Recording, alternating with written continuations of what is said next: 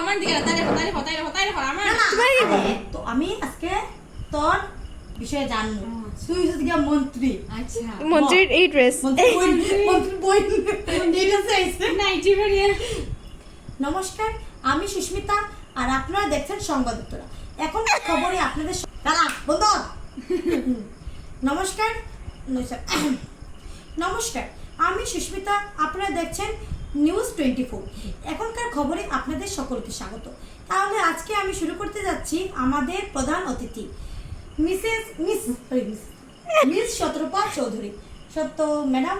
আপনি আজকে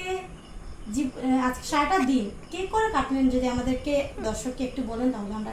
ঘুম থেকে 9:30টায় উঠেছি তারপর ভাত খেয়েছি তারপর আবার গিয়ে ঘুমিয়ে গেছি